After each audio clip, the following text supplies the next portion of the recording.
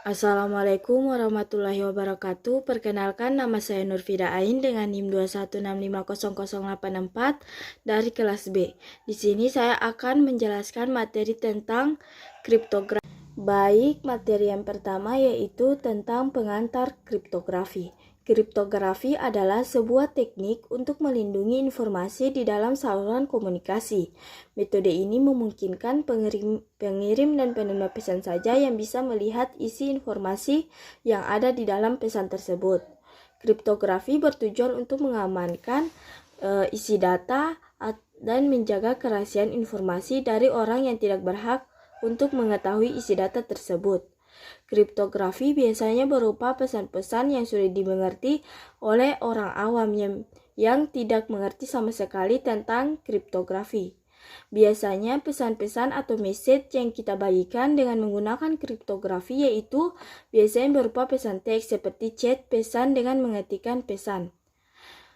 Kemudian dapat juga berupa gambar, lalu dapat juga berupa audio dan video. Pesan-pesan tersebut dapat dikirim melalui alat-alat komunikasi seperti handphone. Bahkan pada zaman dahulu masih belum ada alat komunikasi seperti handphone. Mereka biasanya mengirimkan pesan kriptografi itu melalui kantor pos atau orang-orang yang bisa dipercaya akan menjaga kerahasiaan pesan kriptografi yang tersebut.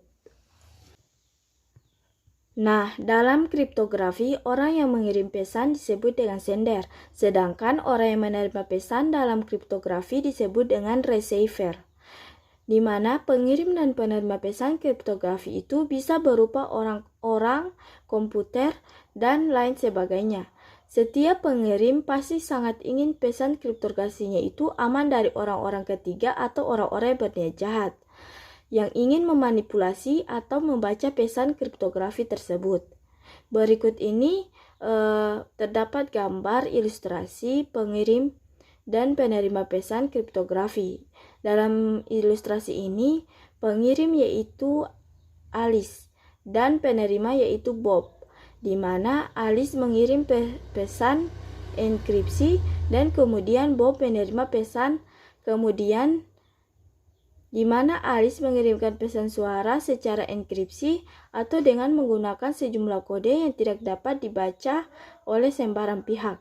Sedangkan Bob menerima pesan dan langsung mengubahnya menjadi pesan asli atau deskripsi, yaitu mengubah sejumlah kode menjadi pesan aslinya. Dan di antara Alice dan Bob di sini dapat dilihat terdapat si F, orang yang juga kepo ingin membaca pesan atau ingin memanipulasi pesan. Dia hanya mendengarkan pesan tersebut dalam bentuk ciphertext, sehingga EV itu akan sulit untuk mengetahui pesan rahasia tersebut.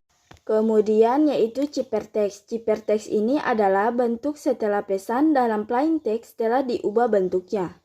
Kemudian dienkripsi agar lebih aman dan tidak dapat dibaca oleh pihak orang ketiga atau pihak orang yang berniat jahat. Tujuan dari ciphertext ini yaitu agar pesan kita dapat menjadi aman dan tidak dapat dibaca oleh pihak luar. Nama lain dari ciphertext yaitu kriptogram, di mana ciphertext harus diubah lagi menjadi plain text semula. Kemudian di dalam slide ini terdapat ilustrasi kriptografi asimetris, di mana si pengirim untuk proses enkripsi menggunakan kunci publik dan penerima untuk proses deskripsi yaitu menggunakan kunci yang berbeda yaitu kunci privat. Nah, di sini terdapat contoh ilustrasi. Misalnya, saya mengirimkan pesan dalam bentuk plain text. Culik anak itu jam 11 siang. Kemudian pesan tersebut diterima oleh penerima dalam bentuk ciphertext, yaitu seperti kode pada gambar di layar ini.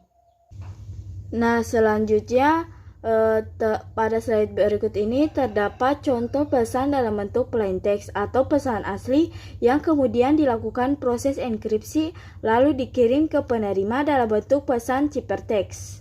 Nah, pesan plain text-nya di sini yaitu ketika saya berjalan-jalan di pantai, saya menemukan banyak sekali kepiting yang merangkak menuju laut.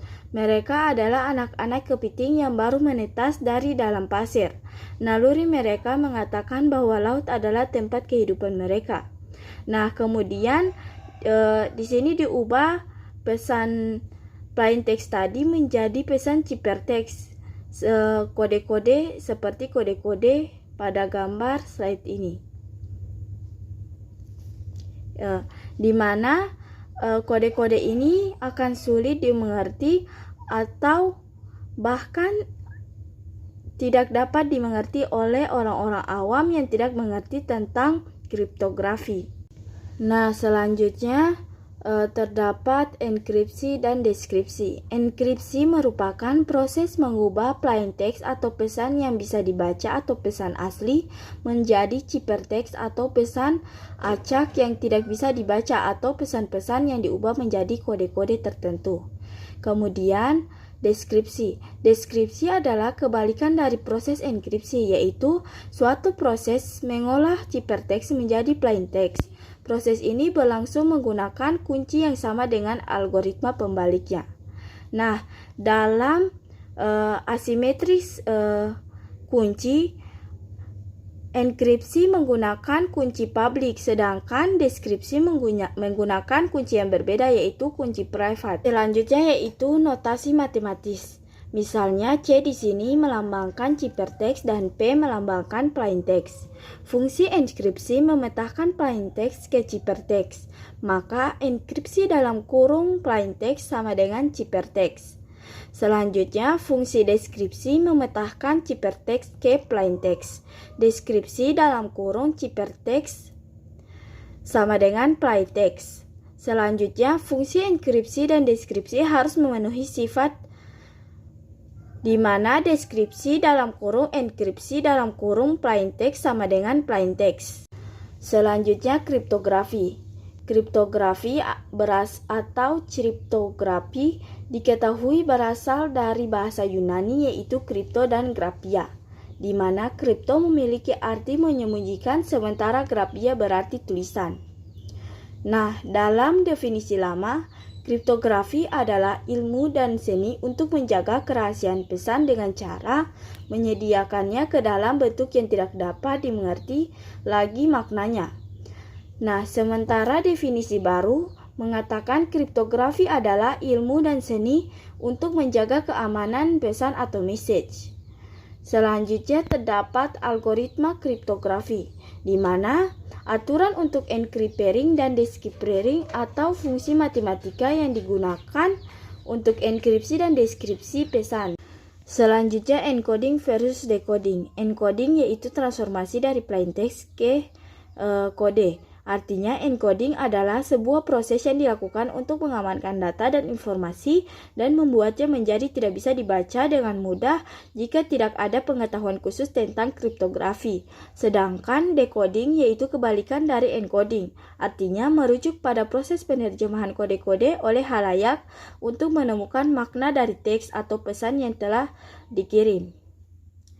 Nah, dalam encoding dan decoding terdapat buku kode, di mana yaitu dokumen yang digunakan untuk mengimplementasikan suatu kode. Buku kode terdiri dari tabel lookup untuk encoding dan decoding kode breaker.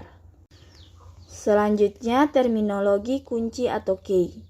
Kunci yaitu parameter yang digunakan untuk transformasi encripting dan decrypting. Jika kekuatan kriptografi ditentukan dengan menjaga kerahasiaan algoritmanya, maka algoritma kriptografinya dinamakan algoritma restricted. Algoritma restricted tidak cocok lagi saat ini, di mana kriptografi modern mengatasi masalah ini dengan menggunakan kunci.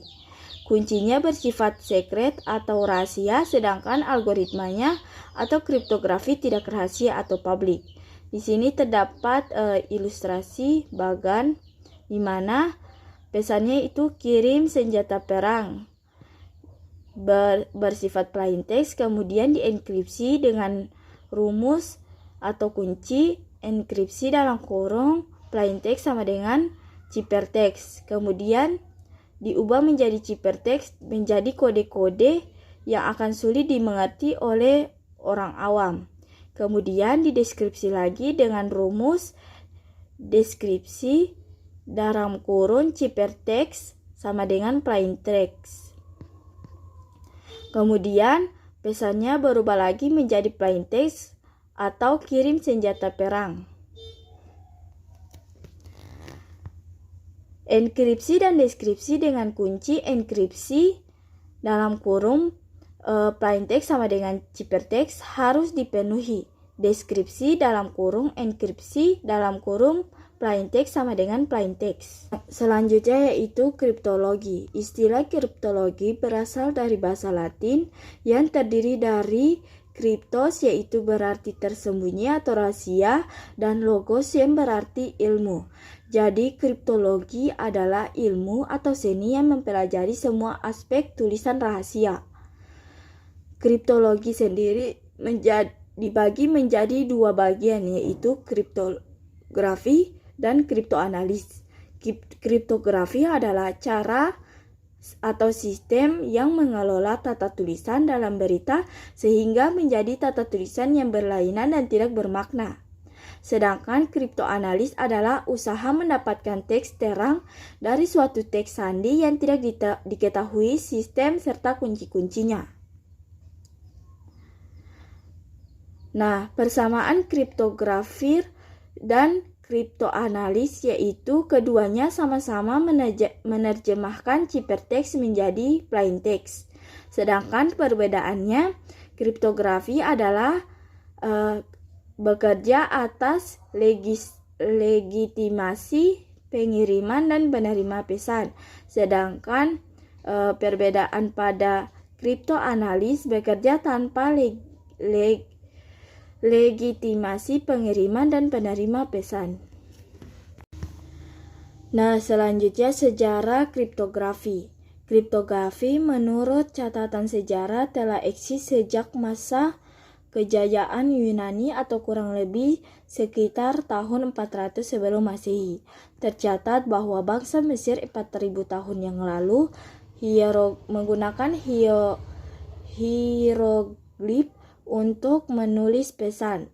Arti dari hieroglif adalah tulisan dan abjad Mesir kuno yang terdiri atas 700 gambar dan lambang yang berbentuk manusia, hewan, atau benda. Lambang tulisan yang bersifat rahasia atau teka-teki yang sukar dibaca atau dipahami maknanya. Dapat dilihat pada slide gambar ini terdapat gambar hieroglif. Perang Dunia Kedua, pemerintah Nazi Jerman membuat mesin enkripsi yang dinamakan Enigma. Mesin Enigma adalah sebuah mesin penyandi yang digunakan untuk mengenkripsi dan mendeskripsi pesan rahasia. Enigma dipatenkan oleh insinyur Jerman Arthur Scarbius dan awalnya digunakan untuk tujuan komersial, tetapi nantinya terkenal karena digunakan oleh tentara dan pemerintah Jerman Nazi sebelum dan selama Perang Dunia Kedua. Secara teknis, mesin Enigma termasuk keluarga mesin rotor elektronik mekanik yang memiliki berbagai model. Nama Enigma diambil dari kata Latin aenigma yang artinya teka-teki. Selanjutnya kriptografi kunci simetris. Simetris key kriptografis. Kunci enkripsi sama dengan kunci deskripsi. Istilah lainnya kunci simetris, kunci privat, kunci rahasia atau secret key. Algoritma kriptografinya disebut algoritma simetrik. Istilah lainnya algoritma konvensional.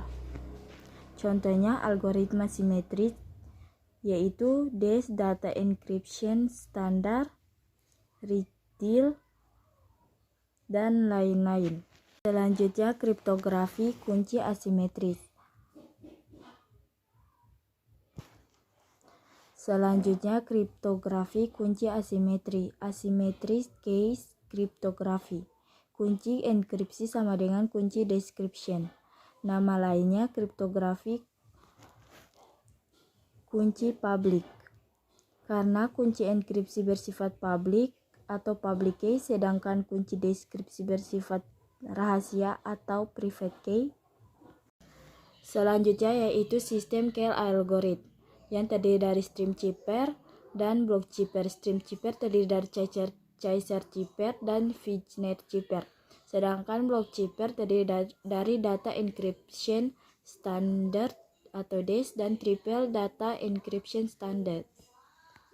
Chaser chipper. Dalam kriptografi, sandi chaser atau sandi geser, kode chaser atau geseran chaser adalah salah satu teknik enkripsi paling sederhana dan paling terkenal. Sandi ini termasuk sandi substitusi di mana setiap huruf pada teks terang atau plain text diganti oleh huruf lain yang memiliki selisih posisi tertentu dalam alfabet. Algoritma chipper substitusi yang menggunakan konsep pergeseran huruf dengan modulo 26 secara matematis dapat dirumuskan sebagai chipper sama dengan enkripsi dalam kurung message sama dengan message tambah K mod 26, di mana M itu sama dengan message dan K sama dengan key. Chaser chipper memiliki plain text A, B, C, D, E, F, G, H, I, J, K, L, M sampai Z. Nah, dalam chipper teksnya dia diubah berdasarkan posisi, yang membedakan hanya posisi abjadnya saja. A diubah plain text A diubah menjadi chipper text D seperti pada layar berikut ini. Nah, maka jika kita mengirim message Triati impossible, maka T-nya kita ubah menjadi W, R-nya ubah menjadi W-U, E-nya menjadi H. Begitu sampai seterusnya. Kita hanya mengubah dari plain text ke chipper text dengan alfabet 26 tadi. Selanjutnya yaitu Fijner chipper. Fijner chipper adalah suatu algoritma kriptografi klasik yang ditemukan oleh Giovanni Battista Belaso. Beliau menuliskan metodenya tersebut pada bukunya yang berjudul La Cifra del Siglavan Battista Belaso pada tahun 1553. Nama Fijner sendiri diambil dari seorang yang bernama Baise de Fijner. Nama Fijner diambil sebagai nama algoritma ini karena beliau menemukan kunci yang lebih kuat lagi untuk algoritma ini dengan metode auto-key chipper. Meskipun algoritma dasarnya telah ditemukan terlebih dahulu oleh Giovanni Battista Belaso. Teknik ini menggunakan tabel bujur sangkat yang berisi kombinasi dari plain text pada kolom serta kunci pada baris. Kombinasi keduanya akan menghasilkan chipper pada baris dan kolom. Berikut adalah tabel pada Fijner chipper. Nah, selanjutnya cara kerja Fijner chipper. Ya, langkah awal adalah tulisan plain text yang ingin dienkripsi dengan menghilangkan spasi antar kata. Hal ini untuk mempersulit orang untuk menebak dari plain text tersebut. Contoh plain text belajar rekayasa internet. Maka kita menghilangkan spasinya. Yang kedua, pilih kunci key yang akan disepakati oleh pengirim serta penerima. Contohnya key tag.com. Susunlah plain text dengan kunci sebagaimana berikut, seperti yang Anda lihat pada slide gambar di layar. Selanjutnya implementasi DES. DES sudah diimplementasikan dalam bentuk perangkat keras. Dalam bentuk perangkat keras, DES diimplementasikan di dalam chip.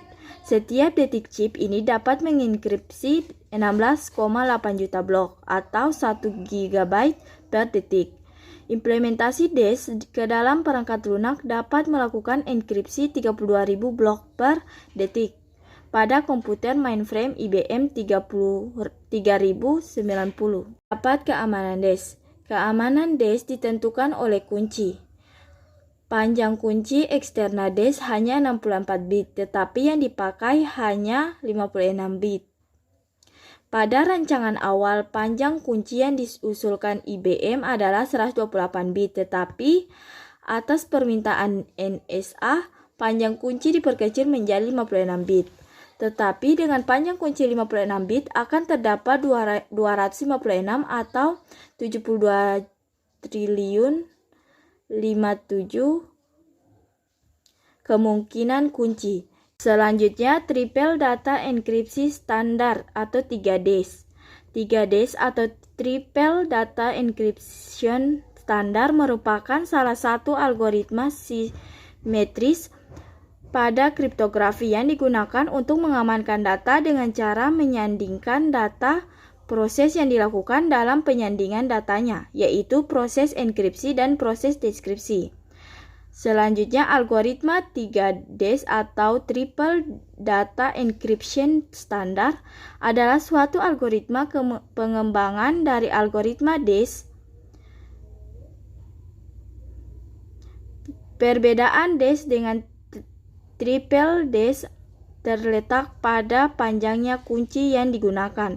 Pada DES menggunakan satu kunci yang panjangnya 56 bit, sedangkan pada Triple DES menggunakan 3 kunci yang panjangnya 168 bit, masing-masing panjangnya 56 bit. Pada Triple DES, 3 kunci yang digunakan bisa bersifat saling bebas, atau K1, K2, K3, atau hanya 2 buah kunci yang saling bebas dan satu kunci lainnya sama dengan kunci pertama, yaitu K1, K2, dan K3 sama dengan K1.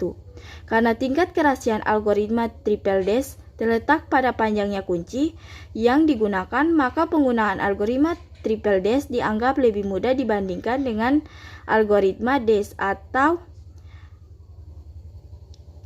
Data Encryption Standard.